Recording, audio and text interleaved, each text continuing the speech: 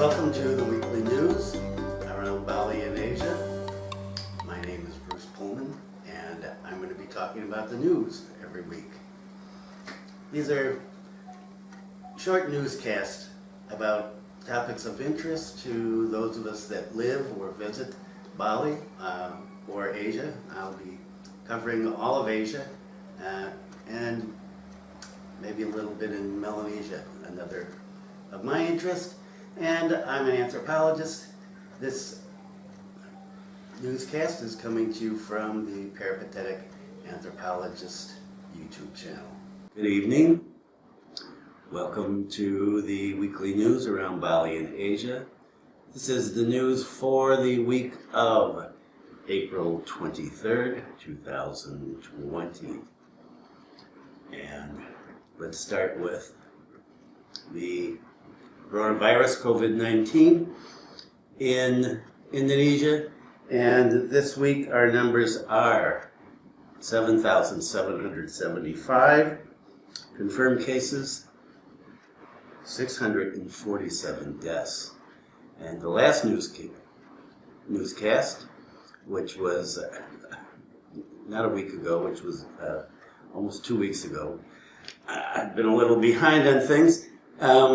The numbers were, a lot different. 3,293 on April 10th and 280 deaths. So they've more than doubled since the last newscast. And the big news this week is that President Jokowi declared a ban on mudik. For those of you that aren't familiar with mudik, mudik means exodus, and it's that time of the year at the end of Ramadan, when the fasting month, when people go home. They go home to celebrate Eid al-Fitr, the end of the fast, with their families. And last year there were 18 million people on the move during mudik. And it's a tradition in Indonesia. It's banned this year. Now, people had been calling for the ban for weeks, but President Jokowi is playing very cautious, and he refused to put an outright ban. The ban begins tomorrow on Friday, but there'll be no sanctions until May 7th. So that gives people another 14 days, 2 weeks to leave without any problems. So this is a little bit of yes, a little bit of no. He's been criticized, as I said, about being too late on this, but something's better than nothing. And according to a recent survey done, 68% of those surveyed said that they decided not to participate in mudik this year. 24% were planning on participating, and 7% had already left. Why had they already left? Well, there was no work in Jakarta for those people. They had either lost their jobs or they were furloughed, and so they decided to go home. Now, by the way, that adds up to 99%. So I don't know what happened to the other 1%. Vanished into vapor. So there won't be, or shouldn't be, 18, 20 million people traveling this year. And what's the problem with mudik? Well, the problem is that the epicenter of the virus in Indonesia is on the island of Java, particularly in Jakarta, and medical facilities, as you get farther east, get thinner and thinner and thinner until you get to Papua, and in some places it takes hours by boat just to get to a health clinic. So, in order to try to keep people from spreading the virus, that's why the ban's in effect tomorrow. We'll see how that works. And so that's it right now. I'm going to come back to the coronavirus in Indonesia shortly. But let's go on this week to Singapore. What's happening in Singapore? Well, Singapore was, if you follow Asian news, was considered one of the places where the virus was under control. And I have a friend who lives in Singapore, and he was telling me back in those days, a month ago, oh yeah, no problem, people don't wear masks, everybody's going about their business as usual, numbers were low, and the government was saying you don't really need to wear a face mask. Well, there's been an explosion, a spike in the numbers, and they've gone up rapidly so that Singapore is now have the highest number of confirmed cases in Southeast Asia. And why? Well, according to the April 20th edition of the Straits Times Online, on April 20th, Singapore had its highest spike in one day with 1,426. And where is this coming from? It's coming from the migrant workers, apparently. Now, Singapore has a large number of migrant workers, people who work in construction, nannies, maids, people who do the jobs that Singaporeans don't want to do. And a lot of them live in dormitories. So out of 43 large purpose-built dormitories, 26 have active clusters as of yesterday. So this is where the upsurge taken place, and it spread throughout the island. Now, Singapore is well known for its rather strict social policies. The joke for those people that have lived in Asia for a long time is Singapore is a fine place, a fine for chewing gum, a fine for jaywalking. Well, Singapore is following up on this to make sure that people do what they're supposed to, and not everybody is doing what they're supposed to. So there have been fines, and from last Sunday, 240 people were fined $300 a piece for not complying with the distance measures, and 120 were fined $300 for not wearing masks. And people that were fined for a second-time repeat offenders were fined up to $1,000. So Singapore is serious. What would happen if we did that here? I don't know. Things are not looking good in Singapore right now. You can see people lined up here to go shopping. According to my friend, they no longer go out to eat. He's been working at home for the last few weeks, and a lot of home cooking. Unfortunately for him, he's not a great cook. And so that's Singapore. And let's go to one of my favorite countries that I've never been to, Korea, South Korea.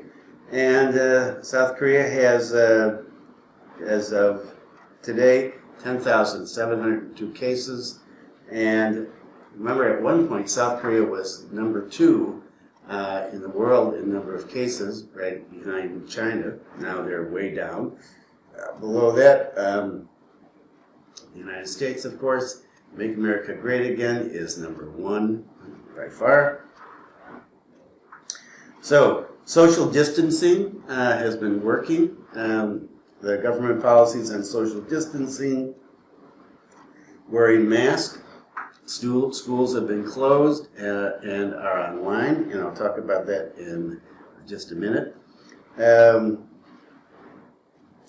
The community in South Korea seems to be working together to follow the policies and procedures of the government. A worrying point, there were 207 relapse cases in South Korea. So relapse cases are people that were tested positive, then cured, and then tested positive again. Now, according to the Korean Center for Disease Control, they're not sure if these are reactivation or reinfection cases. And they're not sure exactly how strong the virus is in these relapse cases. So they're still doing testing on this, and testing. Testing's a thing these days.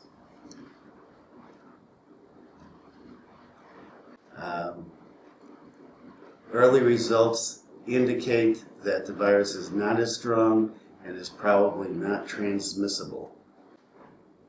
And let's talk about online education in South Korea. South Korea phased in online education according to grade levels, so high school, university, middle school, elementary school, and everybody is online now. Results are mixed. Some people enjoy it, they haven't had any problems. In some places, there have been frozen screens. Students have not been able to upload their homework, and as one mom told me just a little while ago, her daughter's been very frustrated by the fact that she spent all her time doing her homework and then was not able to upload it. The education ministry says that the servers are fine and they're working on getting the bugs out. So let's hope that they get that done. And reports from moms, pretty positive overall. Reports from teachers. The older teachers are having a little bit of problem adjusting to online education. Younger teachers, some of them said that they really enjoyed it, other than the fact that they missed being physically present with their students. And teachers that I've talked to say that they enjoy online teaching. It gives them more time to be at home with their families, and in times like this, that's always a positive thing. And let's go and take a look at some non-virus happenings in South Korea. South Korea has one of the newspapers that I read in South Korea is the Korea Times, and they always have some semi-salacious material. They like talking about the numerous sexual scandals in South Korea, and so what happened today, the mayor of Busan has stepped down due to being accused of sexual harassment of a civil service worker, and in fact he admitted that he was guilty, apologized in a tearful confession, and he has stepped down. He said he'll regret this for the rest of his life, and the deputy mayor has taken over and will continue in his role until an election can be held next April. And more on the sexual scandals in South Korea. The government has decided that they're going to get serious about changing the age of consent. The age of consent in South Korea is 13. So you can engage in sexual activity at 13 and it's considered legal. Now, one of the problems with this is that sexual offenders may have sex with young people 13 years old, and even though it's sexual abuse, they can claim that it's consensual activity because of the law. Well, the government has decided that they're going to change the law and move South Korea more in line with other countries. And so they'll be pushing to move the age of consent up to 16 years of age. And along with that, they are also going to be working on proposed bills to curb online sexual offenses, which is a real problem in South Korea. And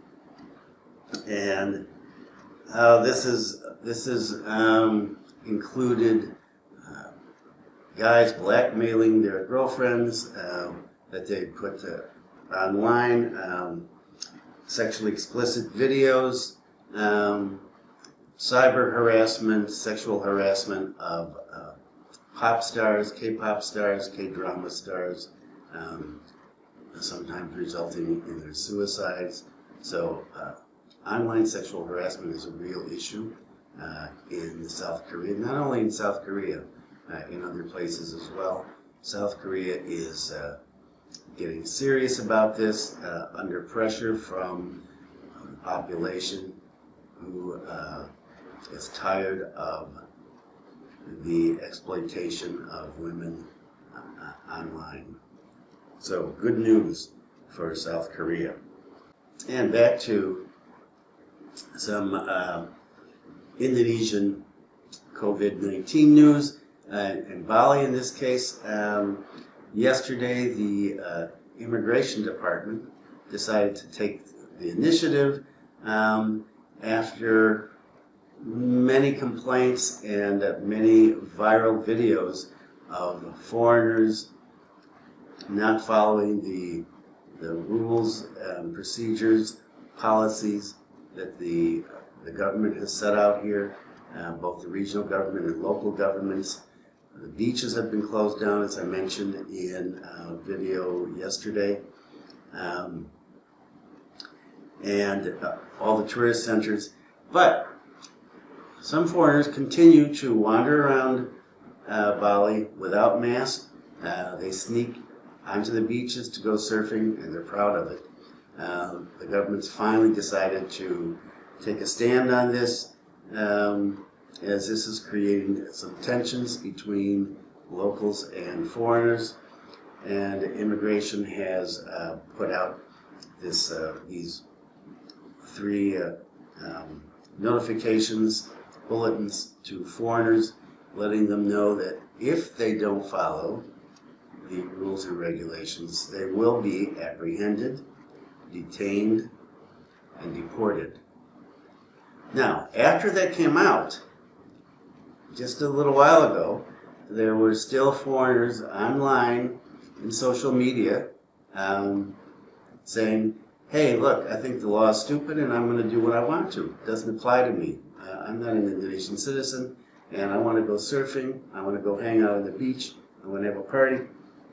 I'm going to do it. So, disrespect. Hopefully, immigration will apprehend those people and send them back to where they belong. And what to do?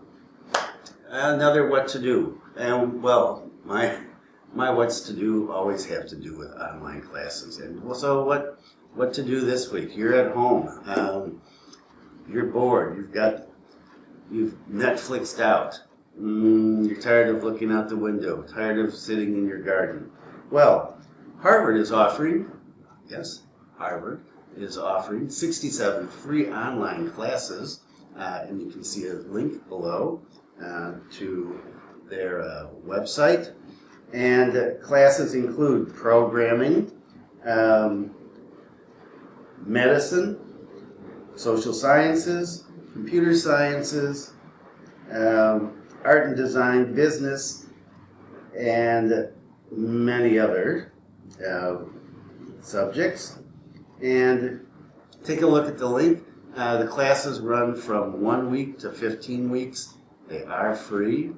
I looked at them. There's a couple of really interesting classes there that I'm thinking about taking myself. So, learn some science. Learn some social science. Take a look at the Harvard website if you need something to do. Okay, and last item for today, only in Indonesia file. The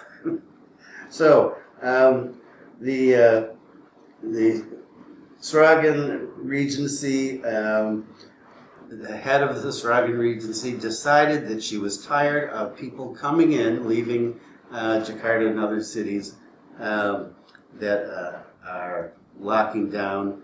Decided she was tired of having those people show up and not follow the self-quarantine rules.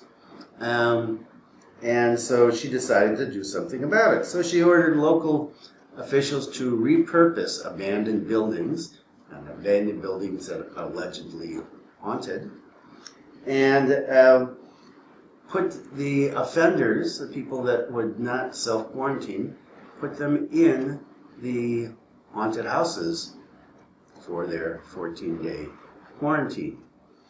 And officials in Sipat village took an abandoned house. They put some beds in it, separated them, put some curtains in between them to give people some privacy. And they recently locked up 3 people who are going to be spending the next 2 weeks with the ghost in the haunted house. And one person who was interviewed, one reprobate, said, oh, he hadn't met any ghost yet, but he was ready for anything that would happen, and he learned his lesson. So this is where they're staying, and what a great thing to do here. I love Indonesia. And so that's it for this week. Maybe I'll get one done next week on time. And stay at home, stay safe, follow the rules, be kind to someone.